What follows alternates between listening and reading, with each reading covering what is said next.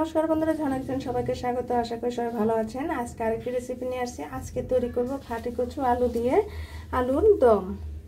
আমরা এখানে ছোট সাইজের ঘাটি কচু ছিলে নিয়েছি আর ছোট ছোট আলু আমরা ছিলে নিয়েছি। আমরা আস্তে আস্তে আলু এবং আস্তে আস্তে ঘাটি কচু নিয়েছি। আর আমাদের লাগছে এখানে আধা চা চামচ পরিমাণের মতো হলুদ গুঁড়ো এবং আধা চা চামচ পরিমাণ মতো লঙ্কার গুঁড়ো। এখানে 2 চা চামচ পরিমাণের মতো চীনাবাদাম শিলপাটায় বেটে নিয়েছি। আর আমরা এখানে নিয়েছি বড় সাইজের একটি টমেটোটা আমরা ডিপ ফ্রিজে সংরক্ষণ করে রেখেছিলাম। আপনারা চাইলে ফ্রেশ টমেটোও দিতে পারেন। আর এখানে আধা চা চামচ পরিমাণের মতো গরম মশলা শিলপাটায় বেটে নিয়েছি। এখানে 1 চা চামচ পরিমাণের মতো আদা এবং রসুন শিলপাটায় বেটে নিয়েছি। এখানে 1 চা চামচ পরিমাণের মতো পেঁয়াজ শিলপাটায় বেটে নিয়েছি। আর এখানে 1 চা চামচ পরিমাণের মতো ভাজা জিরে শিলপাটায় বেটে নিয়েছি। আর এখানে ধনেপাতা কুচি। প্রথমে আমরা ঘাটি কচু তেলে ভেজে নিব। চলুন, প্রথমে আমরা কড়াইতে তেল দিয়ে দিব। ঘাটি কচুগুলো ভালোভাবে ভেজে নিতে হবে।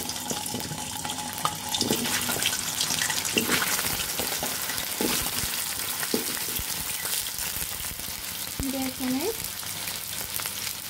হলুদ গুঁড়ো এবং লঙ্কার গুঁড়ো প্রয়োজন মতো লবণ এখন ভালোভাবে ভাজা করে নিতে হবে।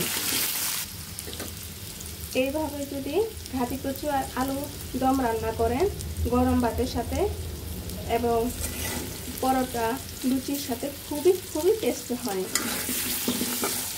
একবার খেলে বারবারই খেতে মন চাইবে, এতটাই টেস্ট হয়। আপনারা অবশ্যই কমেন্টে জানাবেন কে কে এভাবে ঘাটি কচু আর আলুর দম খেয়েছেন। প্লিজ বন্ধুরা, এখনো যারা সাবস্ক্রাইব করেনি তারা একটি সাবস্ক্রাইব করে দিবেন এবং একটি লাইক করে দিবেন। আপনারা আমার পাশে থাকবেন। নতুন নতুন রেসিপি নিয়ে আপনাদের সামনে হাজির হব। আমাদের ঘাটি কচু আবার অনেকে মুখে বলেও চিনেন। ঘাটি কচুগুলো আমাদের ভাজা হয়ে গিয়েছে। এখন আমরা নামিয়ে নিব। এখন আলুগুলো এর মধ্যে দিয়ে দিব।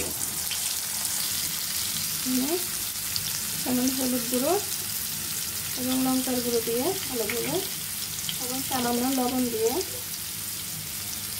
ভেজে নিতে হবে। আমাদের আলুগুলো ভাজা হয়ে গিয়েছে। এখন আমরা নামিয়ে নেব। এখানে গোটা কয়েক জিরে,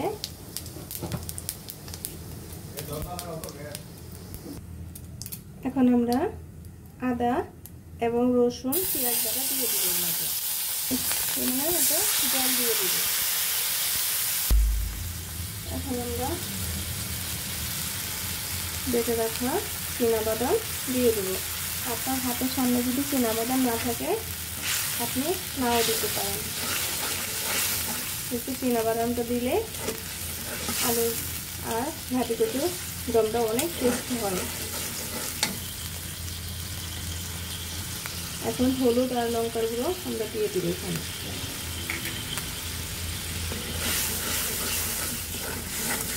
ভালোভাবে কষিয়ে নিতে হবে। এখন কেটে রাখা টমেটোগুলো দিয়ে দেব।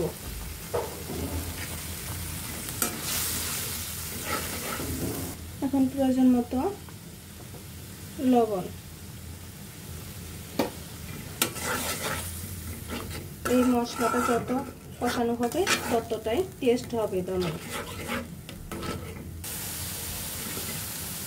মশলার উপরে দেখেন বন্ধুরা তেল চলে আসছে। তাহলে এখন আমাদের মশলাগুলো কষানো হয়ে গিয়েছে। এখন আমরা ভেজে রাখা ঘাটি কচু এবং আলু দিয়ে দিব। আপনারা যদি নিরামিষ খেতে চান তাহলে এখানে পেঁয়াজ আর রসুন বাটা না দিয়ে তেল খেতে পারেন। এখন ভালোভাবে আবার কষিয়ে নিতে হবে। দেখুন বন্ধুরা, ঘাটি কচু এবং আলু মশলা কষানো হয়ে গিয়েছে। আমরা এখন জল দিয়ে দিব।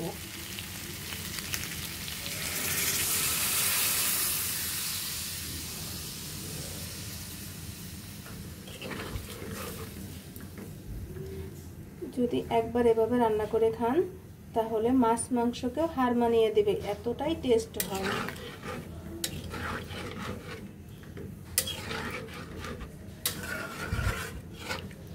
এখন বলক আসার জন্য অপেক্ষা করব। এখন বেটে রাখা জিরা বাটাগুলো দিয়ে দিব। আধা চা চামচ পরিমাণের মতো গরম মশলা দিয়ে দিব। এখন আমরা আরেকটু 1 থেকে 2 মিনিটের মতো শুকিয়ে নিব, তারপর আমরা নামিয়ে নেব। আপনারা অবশ্যই লবণটা চেক করে দেখবেন। আমরা এখন ধনেপাতা এগুলো ছড়িয়ে দিব।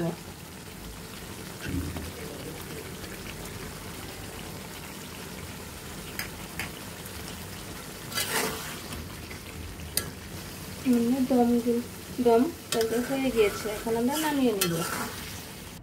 দেখুন বন্ধুরা, আমাদের ঘাটি কচু আলুর দম কত সুন্দর দেখাচ্ছে এবং খেতে অনেক অনেক টেস্ট হয়েছে। আপনারা অবশ্যই কমেন্টে জানাবেন কেমন হলো। ভিডিওটি দেখার জন্য ধন্যবাদ। Thank you.